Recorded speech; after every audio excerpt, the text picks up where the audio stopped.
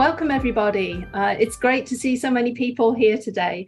My name is Elaine Farndale. I'm the Centre Director for the Centre for International Human Resource Studies at Penn State University, and this is the IHRM webinar series.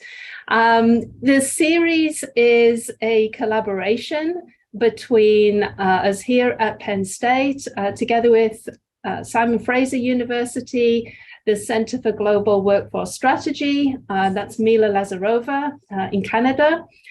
We also have Marian Festing and Maral Marapakova at ESCP Business School in Europe, Maja Vidovic from RIT Croatia, and Miguel Olivas from Penn West in the US as well. So basically what happened 3 years ago now, so in 2020, we decided that we needed to do something, given all our conferences were being cancelled, and we wanted to be able to still hear our keynotes speaking everywhere. So that was where the whole webinar series came from. And today we have number 23 in that series. It continues to be highly successful. There are thousands of views of the recordings of these webinars. So it's having a great influence on the international HRM field. And basically we will have a presentation for about 45 minutes and then time for questions at the end of that. So what is today's presentation? Today we are talking about informal network research in international HRM. And our guest today is Sven Horak. Sven teaches and researches in the field of international management, human resource management, and leadership ethics at the Peter J. Tobin College of Business at St. John's University in New York. His research examines the important role informality plays in managing globally, and more specifically, he explores informal structures and the drivers and ideals of informal networking. His work helps global managers to connect and to improve their networking capabilities in a responsible way. Further, it enhances the theoretical and practical understanding of how informality and informal networking affects and influences the practice of managing abroad. So Sven worked for several years in the East Asian automotive industry, managing operations for the Robert Bosch Group in Tokyo, Seoul, and Stuttgart before joining Tobin. He was a postdoctoral fellow and research associate funded by the German Research Foundation at the Institute of East Asian Studies and the Mercator School of Management in Duisburg-Essen University in Germany. He was awarded his PhD in institutional economics from Duisburg-Essen University for his research on the influence of culture on managerial decision-making behavior. He has held numerous research and teaching-related visiting positions at institutions such as the University of Tokyo, Assumption University in Bangkok, Seoul National University, Korea University, and Yonsei University, Penn State University, and others. There's quite a list. And he is a visiting professor at Yonsei University in Seoul, an alum of the New Leader Program of the Carnegie Council for Ethics in International Affairs, and a member of the American Council on Germany. So on that note, I would like to hand over to Professor Horak to give today's talk. Sven? Yeah, all right. Thank you so much, Elaine, for this nice introduction. Big thank you also to all organizers, to the whole group, to all the universities who make this wonderful webinar series possible. I've been myself a big fan of this webinar series. Now I had the opportunity to present my research as well, and I'm really grateful for this, right? Also, thank you everyone who is joining this seminar now. I hope that I can present something novel to you, something that you maybe don't know yet so well. This presentation is about my major field of research, about informal network research, and I connect this to international management, right? I can imagine that this field is something new to some of you, right? Because let's be honest, do we really have already a kind of research area that is called informal network research? Or is this now rather social capital research or social network research, right? So I'm using the term informal networks just recently, right? And I'm not really aware that there's so much other research out there that tries to take a look on informal network research from a bird's perspective, right? And this is pretty much what this presentation is to a great extent about, right? It's to a great extent conceptually driven, right? I'd really like to explain a little bit in more detail what I understand under the research domain of informal network research, right? And of course, I will connect this to the field of international HRM, questions that are actually important because, for example, as expatriates, right, we need to understand how networks operate because we need to network when we are abroad. We need to establish relationships. We need to integrate into networks either in the business sphere, right, in order to be successful abroad in our mission for a company as an expatriate, right? Or also in our private life, right? Which is also important, right? You know, likely the research about how important it is that an expatriate feels well in a foreign environment, right? So informal networking is important in both domains, right? Let's go slowly into this subject and reflect a little bit about networking, right? Yes, we will talk about informal networks. We will talk about networking. And I think this is what I also really like a lot about this kind of subject. Everybody of us can really identify with this, right? So either whether you are an informal network, a social network researcher or not, likely you have something to say about networking because likely you do this yourself quite often. You will actually see a little bit later that especially the international dimension is something I think that's really, really important, especially for the domain of international HRM. Networking. What do you think about when you reflect about networking, right? Do you enjoy networking, right? And some of you likely think about network events, right? We all know this, right? We go somewhere, there's a formal part of the agenda, and then we have networking time, right? Get ready to mingle.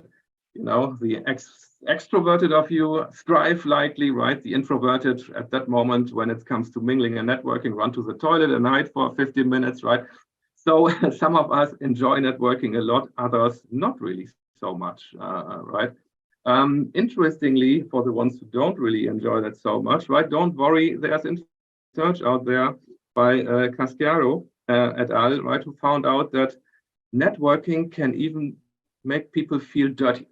This is interesting, I think, right? Networking and feeling dirty. Why is that? So what you find in this paper is that networking has often an instrumental component, right? And you know, what does it mean, instrumental networking? I have a kind of hidden agenda, right? What does networking, why am I in this kind of situation on networking events, right? What does that mean? Laughing at bad jokes, right? And pretending to enjoy the event. Some people think in these terms about networking, right? And yeah, this kind of situation where people actually network in order to achieve something. This causes people often make them feel dirty, right? And interesting, this research also says that makes them feel dirty and that subconsciously makes them crave for cleansing product. A very interesting paper published a while ago in the ASQ. I can recommend that, right? When it comes to networking, we often think about networking, or let's say the general thinking about networking is that this is, of course, a necessary thing to do. We must network in order to be successful in our lives, in order to get ahead, right? In order to access resources, right? There's no doubt at all that networking is a very important activity, right? That is also the reason why there are so many seminars out there, right? About networking, right? LinkedIn, for example, offers a lot of web-based training about how to network like a pro or something like like this, right? Yes, this is all relevant for this talk here too, right? Because it reflects actually basic ideas about networking, basic thoughts about networking. So when we think about networking, we often think about networking in a very similar direction, right? It's a positive activity. We have to do this. We need to be good at it, right? And so on, in order to get ahead in life, in order to get jobs, access resources, and so on, right? I'm going to introduce you today about informal networking, what I call informal networking in an international context. And here we have a little bit different ideas, a little bit a different perspective about the nature, the values, the ideals of networking. This is important to understand because imagine as an expatriate, you go abroad and you don't know how networking works abroad. Later about this a little bit more. Just as an introduction, just to get into the groove, right? I have a clip for you about networking success, right? So that should be a little bit entertaining. Don't really take it now too seriously, right? It is a clip that lasts for just 20 seconds, and you see very soon Prince Harry, someone we know very well, trying to get a job for his wife, Meghan. Right.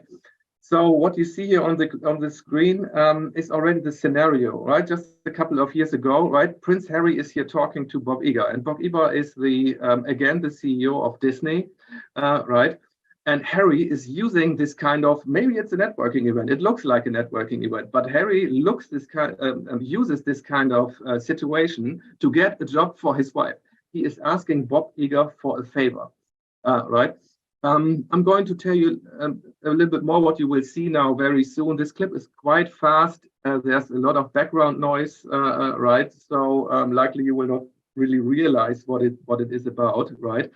But it's about a job for his wife, Meghan, right? And this is a job for a voiceover, right? For a Disney movie. This is actually the moment where Harry was successful getting that job for his wife, right? So she finally got that job, right? Let's just quickly take a look at that clip, right? So give me a moment. Recommendation, read the text below the video clip, the caption, right? So likely you will not really hear what's going on there talking wise, right? Because it's so loud, right? But there's a caption, right? Take a look at this. Again, Prince Harry approaching Bob Iger, quite out of the blue, using the moment, sizing the moment, right? Getting a job for his wife. Here it is. Yes.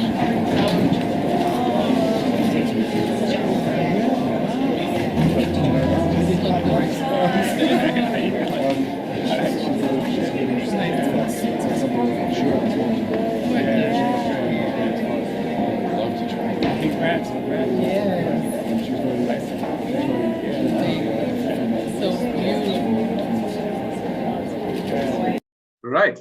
So that was this clip, right? So he was actually approaching Bob Iger.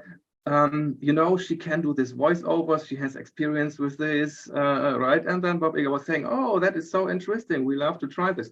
So now we know, because that movie, don't ask me exactly what the title is. The movie is out. So he was basically successful. Is this a networking situation? Yes, I believe so, right? It is an example.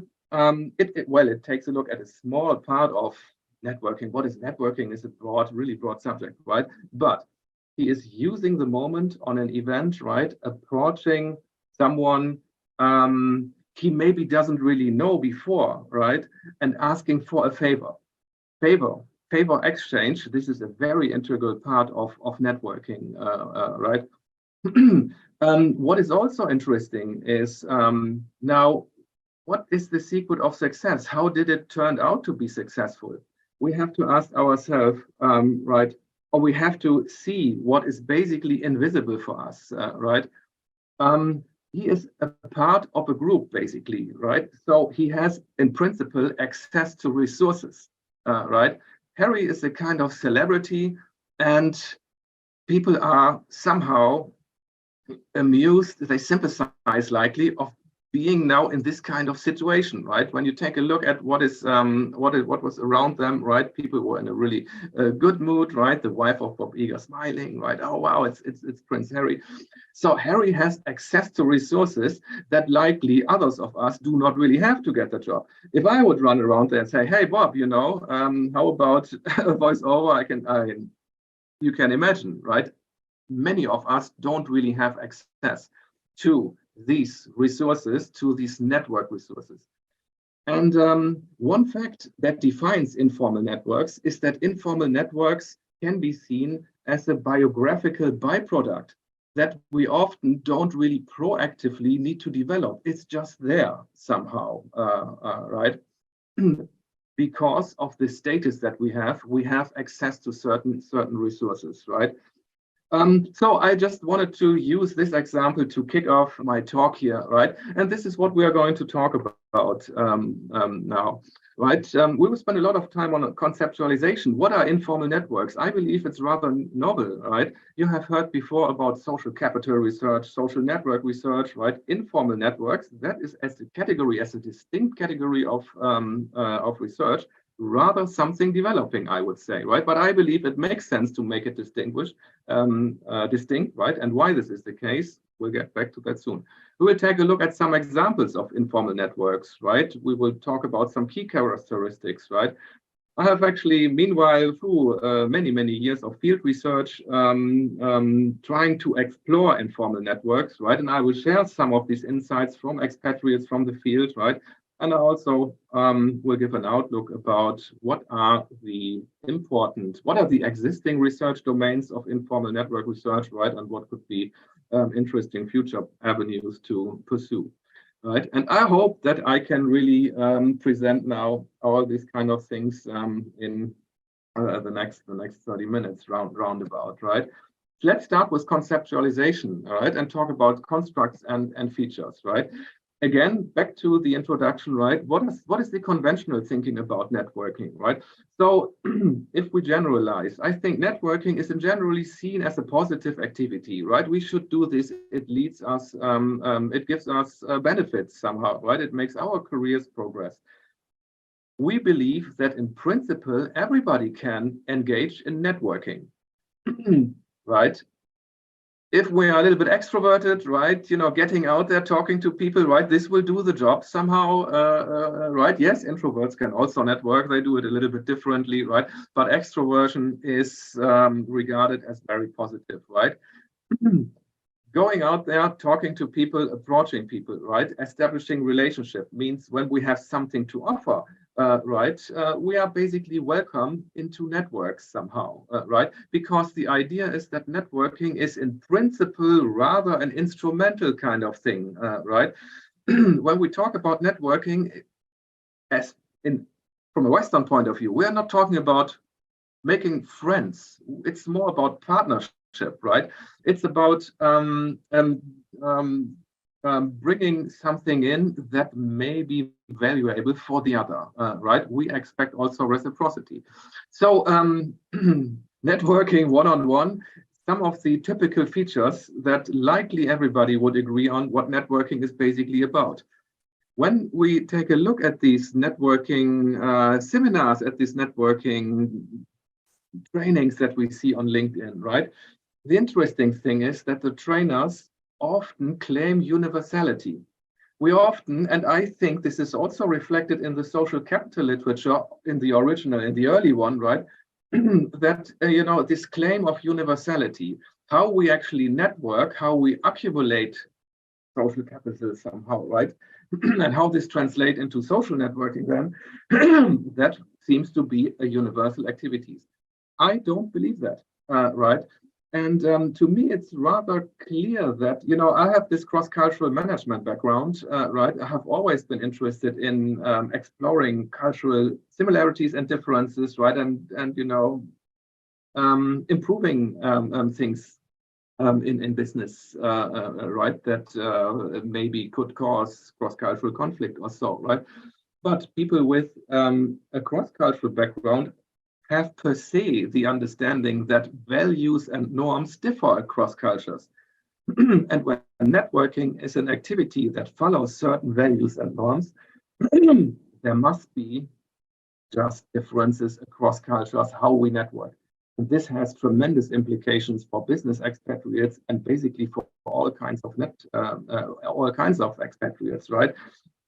Self-initiated expatriates, right? This also has implications for immigrants, right? Also an interesting kind of question. Where's the difference between an expat and an immigrant, right?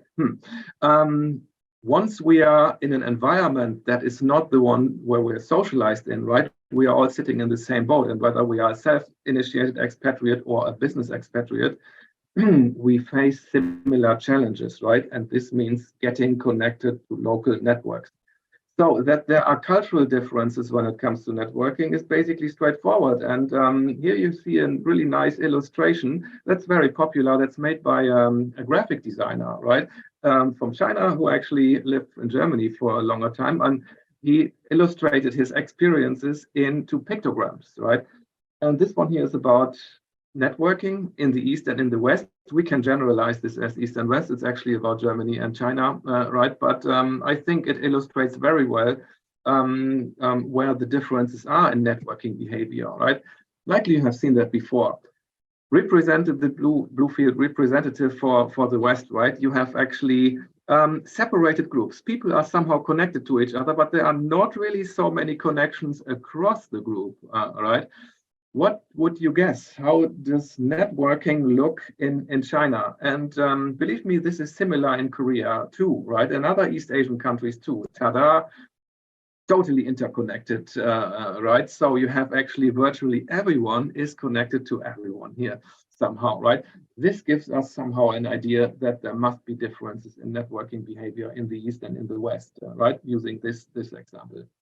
When I talk about informal networks, I talk about Wasta, for example, in the Arab Middle East, right? Talk about blood in Swazi, talk about in Russia and the post-Soviet Union, right? Zifarish in Pakistan, Yongo and Inmak, very important constructs in South Korea that define social relationships that define networking behavior, right? Binmyaku in Japan, not so much written about this. Interesting, right? That in Brazil, Guangxi, Copsart in France, Guangxi in China, and so on, right? The list is actually long.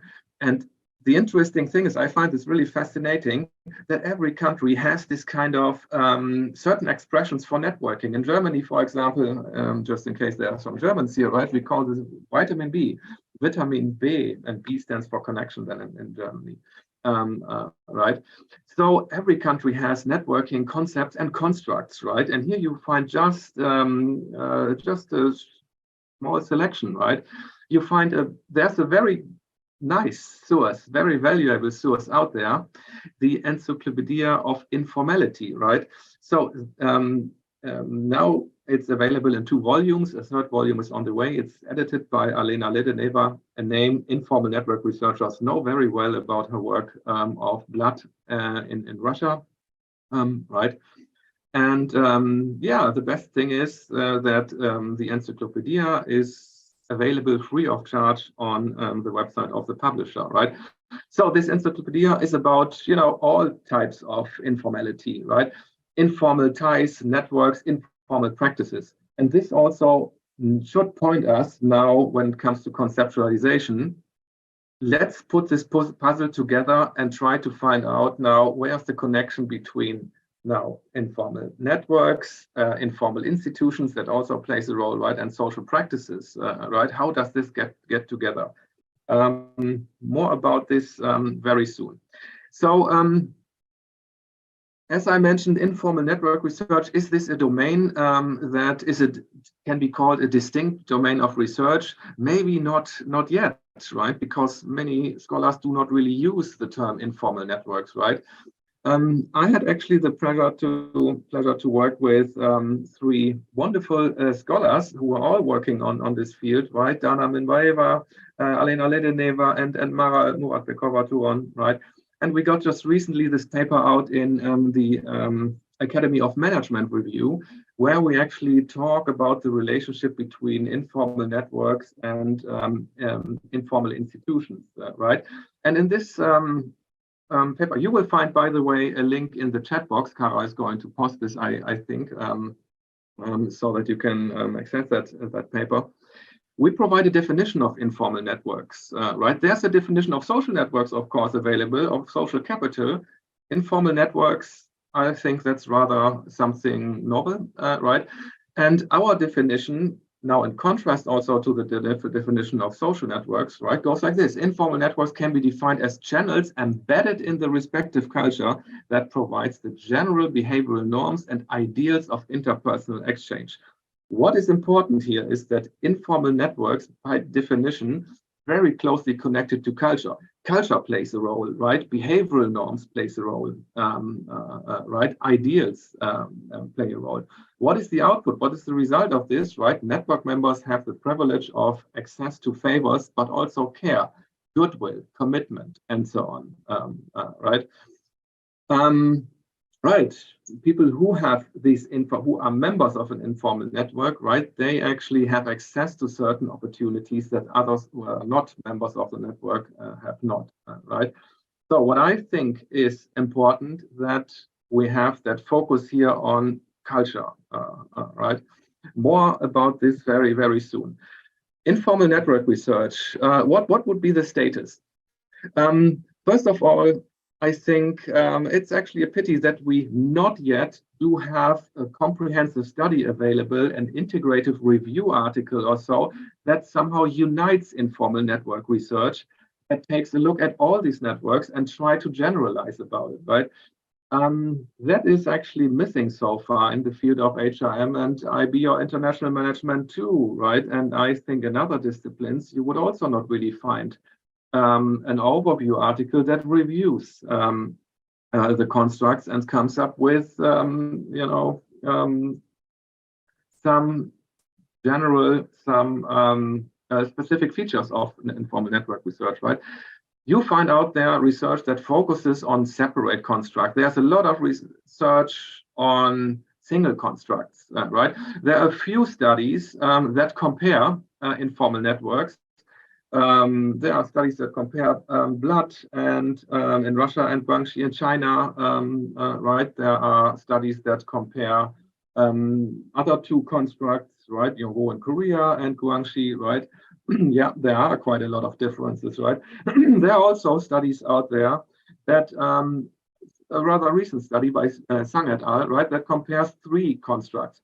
And comparative research is very important to really understand now the distinct features of the respective networks, right?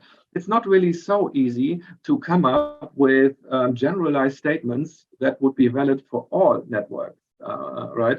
So comparative research helps us to understand respective constructs better.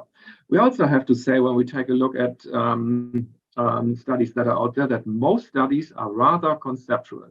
You don't really find too many empirical studies. There are some empirical studies out there, but there are much more studies that are very descriptive, right? We have to confess that there are some exceptions. Guangxi is the exception number one, right? There is Guangxi research conducted since decades, right? Since 20, 30 years. All kinds of research, conceptual, quantitative research, qualitative research, right? Guangxi is actually quite an established and a big field. However, right, it's just Guangxi, and we saw before that every country has this kind of informal networks, right? What we cannot do, I believe, there are people who have a different opinion, but what we cannot do is that we generalize that what we know about Guangxi is also relevant for other networks, right? Not really. So my approach would be, first of all, before we generalize and come up with a general theory, we need to understand the characteristics of all the networks that we have, basically, right? So there's also in other domains research on blood available on Russia, right? Political sciences, other social sciences, right? Increasingly, we see research on WASTA in the Arab world, right? A lot of descriptive research, but recently also more and more quantitative research. It is in general quite scattered, that landscape, right? Unfortunately, again, we are as scholars do not really work in one direction where we now finally would actually say, I apply a similar methodology, I use a similar conceptual frame, and so I contribute to theory development for informal networks. This is actually not really yet the case. The story on social network research looks actually really different in contrast, right? So I think we should actually, as scholars who are interested in informal networks, somehow find ways that we can establish something like replications, right, in order to accumulate knowledge and finally then theorize in a more solid way, right? Yeah, let's go further, right? This here is my view on informal networks that I really want to share with you, right? So first of all, when you take a look at the right side, on the left side here, you see the so far conventional view, I would actually say, right? So networks are usually described as connections between people. This is a very popular definition of social networks, right? Connections between people. You have actually nodes and you have connections between them. That's basically it, right? We have these theories of bridging networks, right? There is the so-called tertius gaudens, the third who benefits, the third who can maybe connect networks, right? And who benefits by this information flow that goes through that person, right? These are very conventional, very traditional theories in the field of social networks, right?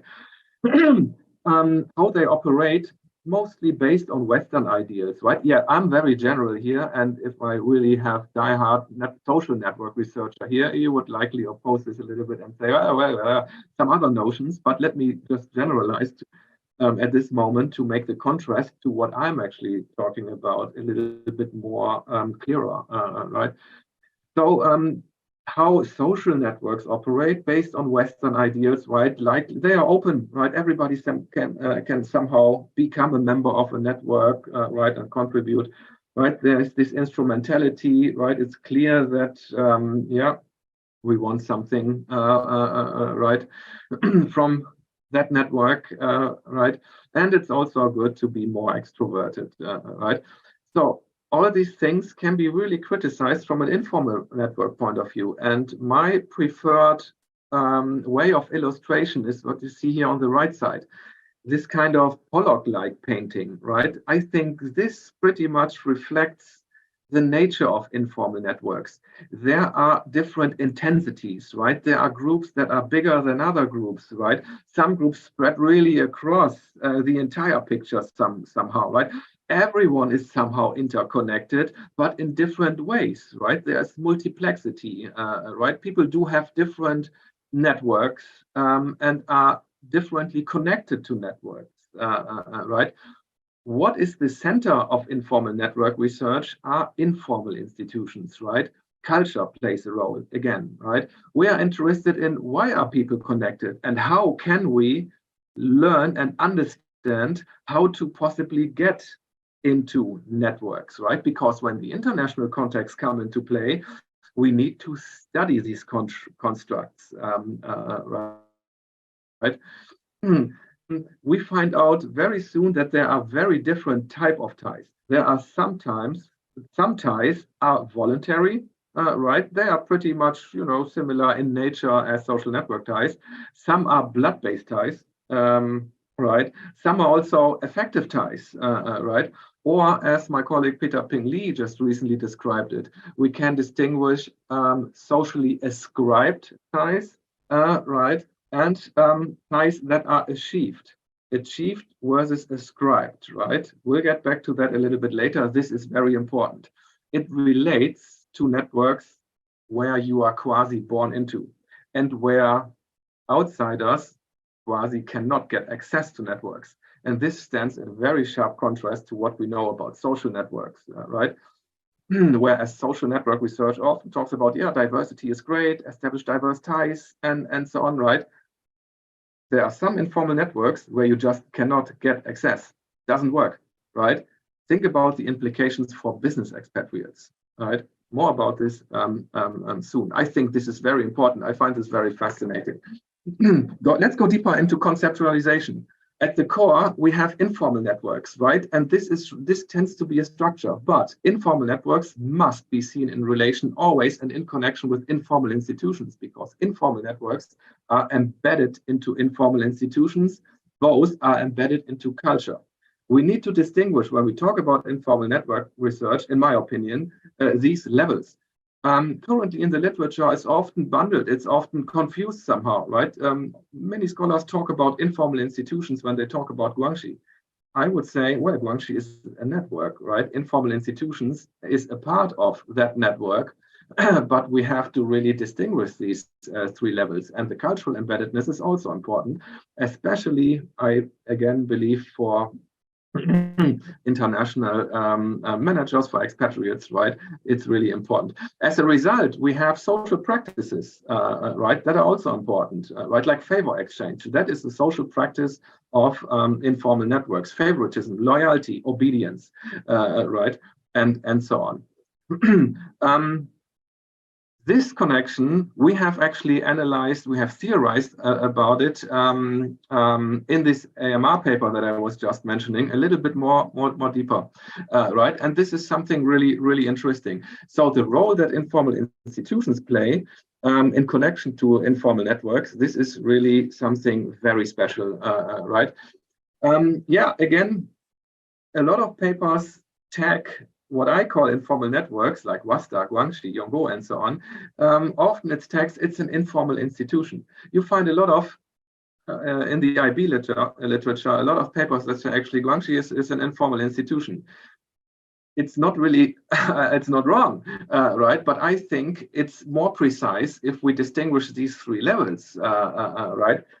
What is out there, especially in the IB literature, is this discussion that maybe informal, institutions, if you want to call it that way, like Guangxi or WASDA or Blood or so, maybe they recede over time. There is this persistence hypothesis out there, right?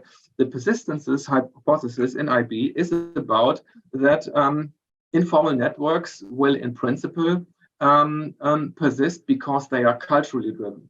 However, the general ideas in the IB literature is basically, well, informal networks, they depend on institutional development. The more institutions, the more countries develop economically, the more formal institutions develop towards effectiveness, means that courts are more reliable, that law is more enforceable abroad, and so on.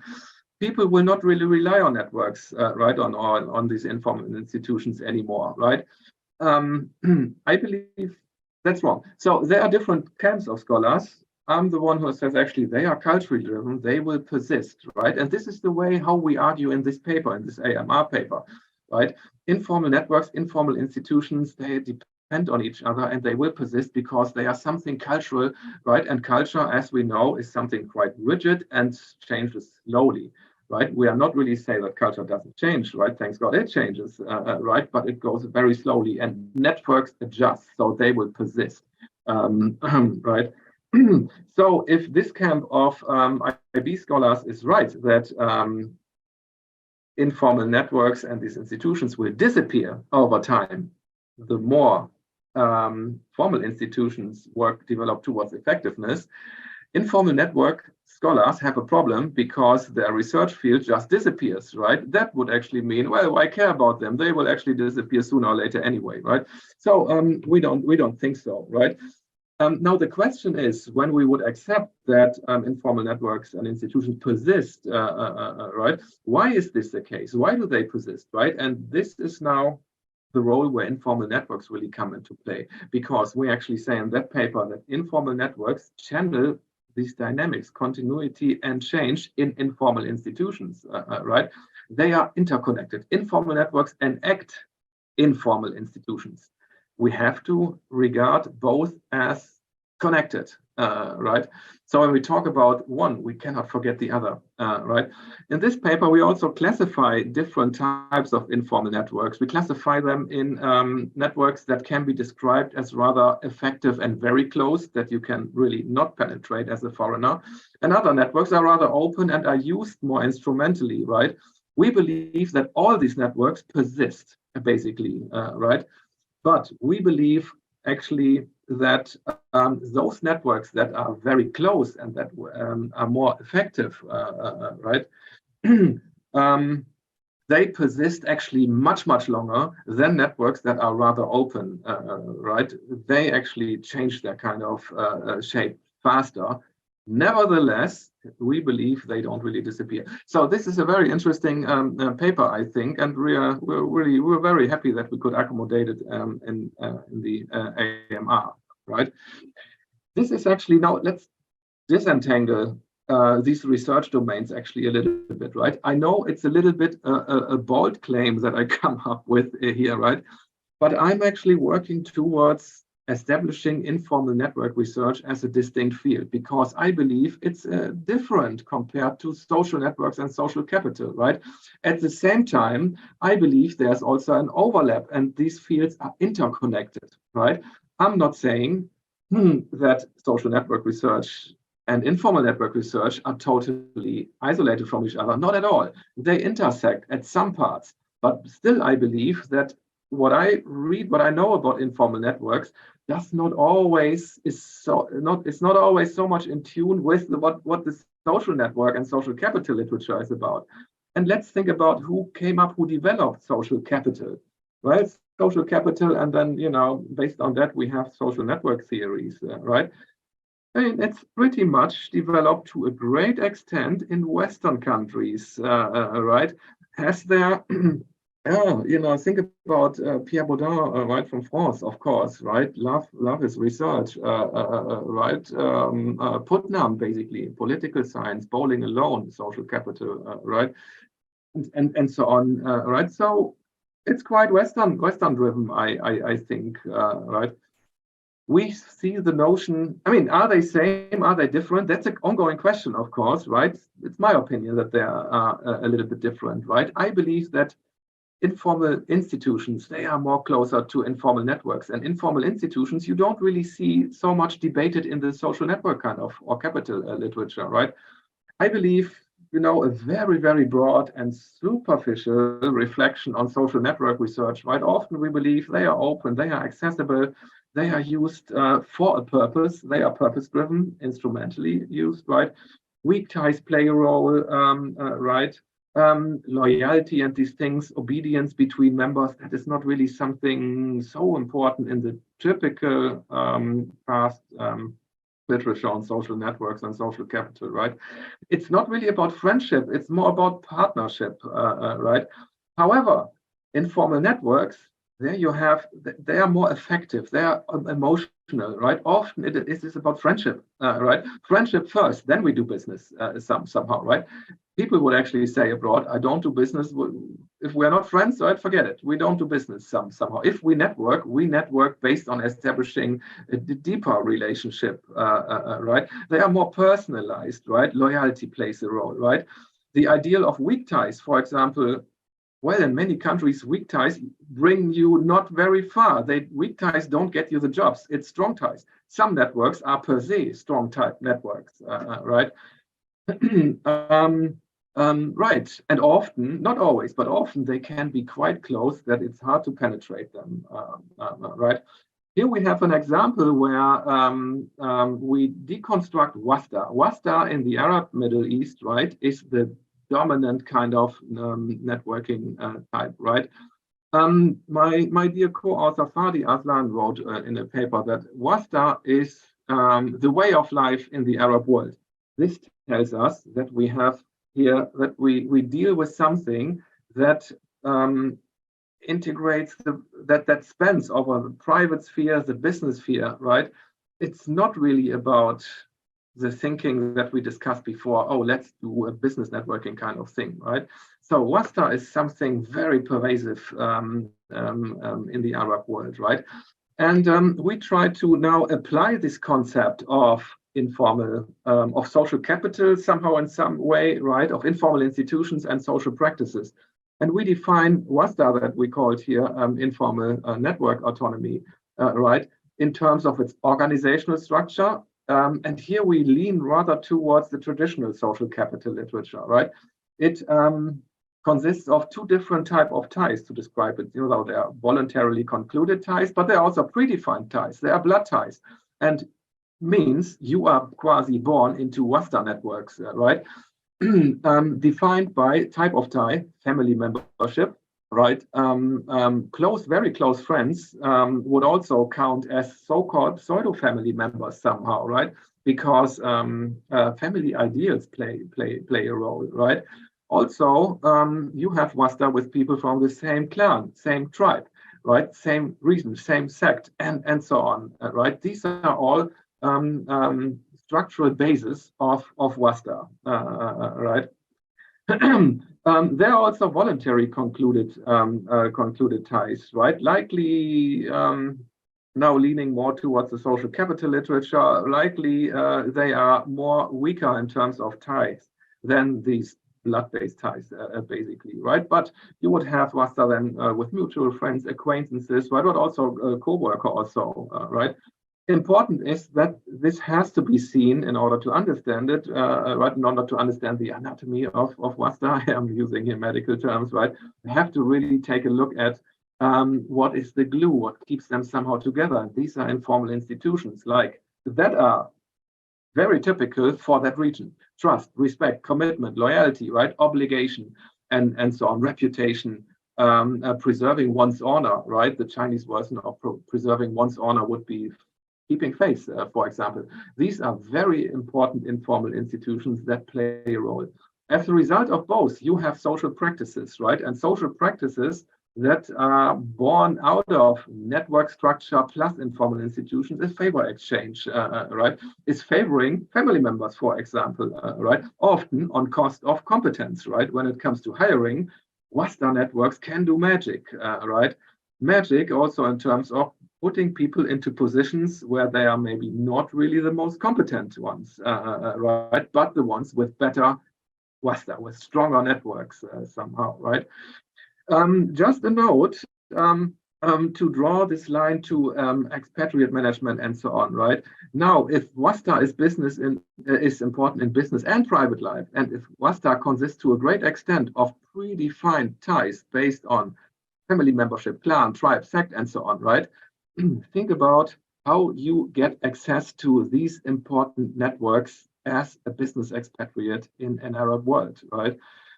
These questions are extremely important, I think, and it's a very important context from my point of view. I could not resist also to show some infographics that I created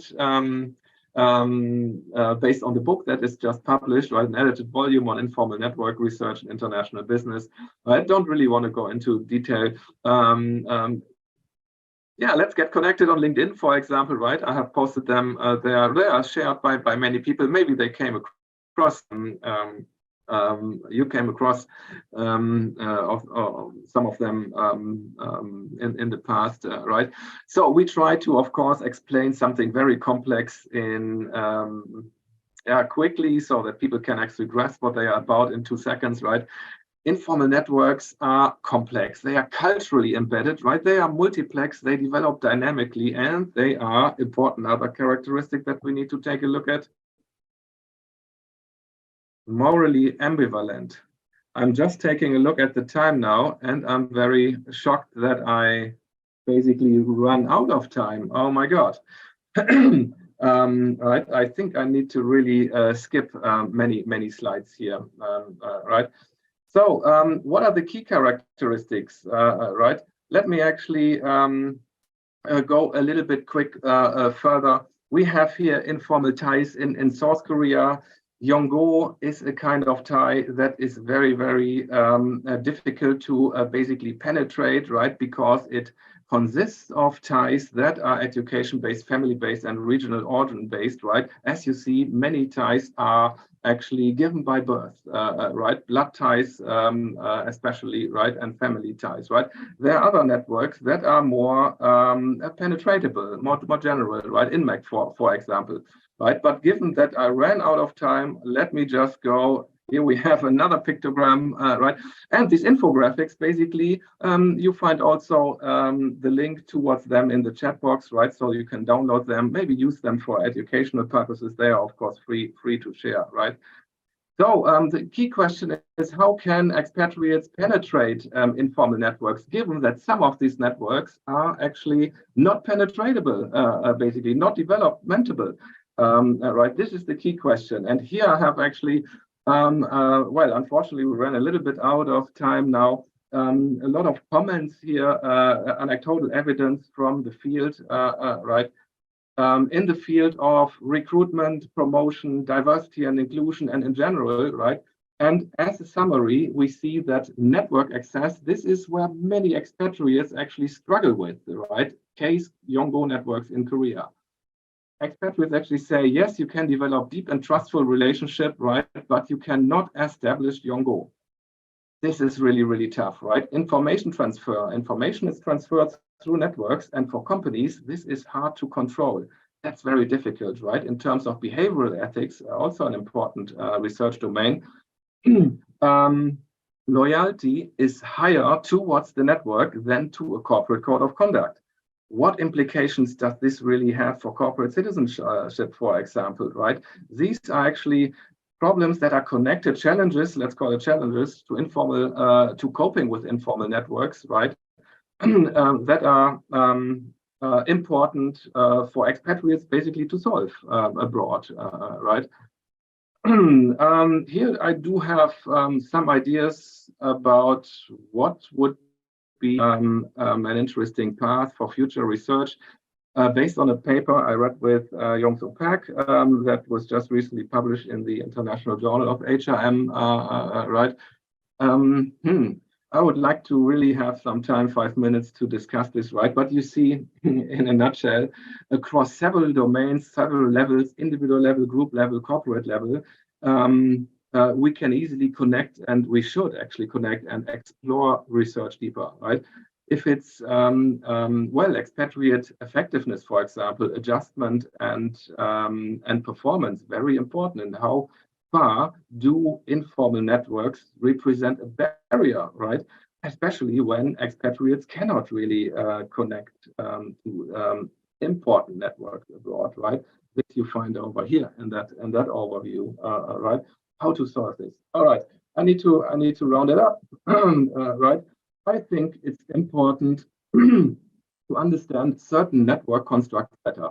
Not so much Guangxi in China, this we know very well, but there are other countries out there, and I would especially encourage scholars from respective countries explore these kind of networks that you have that can maybe, I think, make a really big contribution. So since networks have really some good sides and also some bad sides, right? We would need to understand the ethical implications of networking abroad better. Often when we as an expatriate network abroad, we don't know the consequences, where it takes us. In case we don't know the norms and the rules of networking, right? So we can get into Hell's Kitchen if we try to network abroad but don't know what we do. Coping in general is something extremely important, right? What does that mean? What does the existence of informal network mean in terms of hiring, promotions, right? Networks can be quite strong. Networks can actually make things happen. As a business expatriate, I need to understand these structures and patterns to control them, right?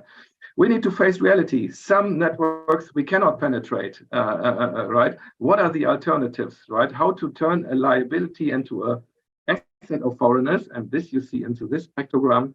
Again, no time to discuss this now in detail. You find, again, all these pictograms on my website to download, right? Use them free for educational purposes. And also take a look into that book, right? All about informal networks, right? You learn a lot about INMEC, Yongo, Jatinho, Wasta, and so on, right? With a very nice group of authors. Thank you so much for your kind attention. And yeah, happy to answer one or the other questions if there's still time, right?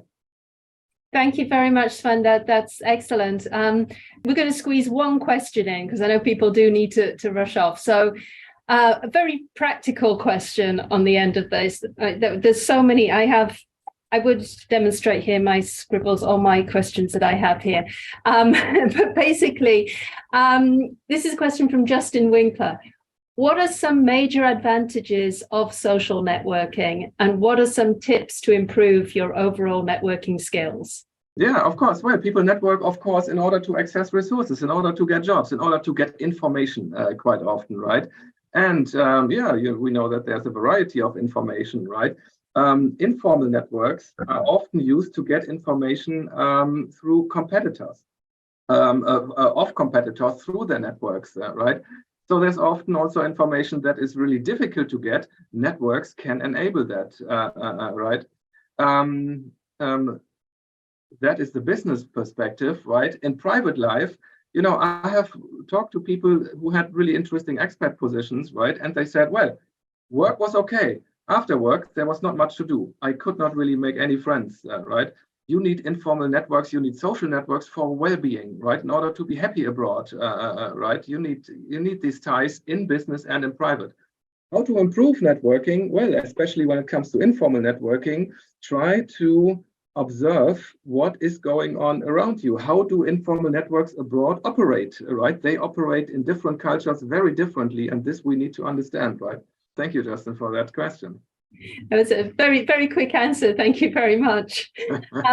There's some other comments. I'm basically thanking you for the presentation. It was very insightful, and I learned a lot. And I really wish we had 2 hours for you to be able to continue through all the detail and everything there. But good recommendations to follow up with reading the AMR article, looking at the encyclopedia that you suggested, all of these pieces, and those infographics. They're very quick and easy ways of just grasping some of that information before then reading on to really understand the detail. So on behalf of everybody here today, thank you very much, Sven, for the very interesting conversation today.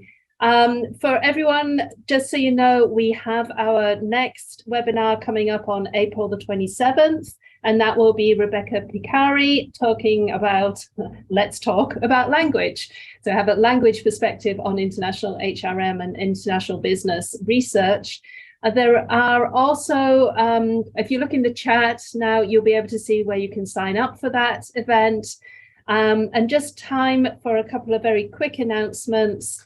We have special issue calls open in the International Journal for Human Resource Management and Journal of World Business related to international HR topics.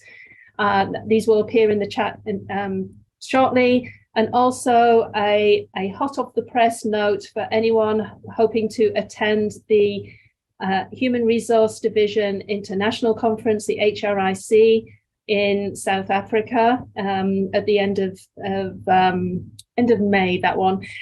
Just a hot off the press, the early bird registration is being extended to the 30th of March, and that's taking place in some city in South Africa. If you are interested in attending there, it should be a great event. So thank you very much, everybody. Our time is up, and we hope to see you again in April. So thank you and goodbye. Thank you. Bye-bye.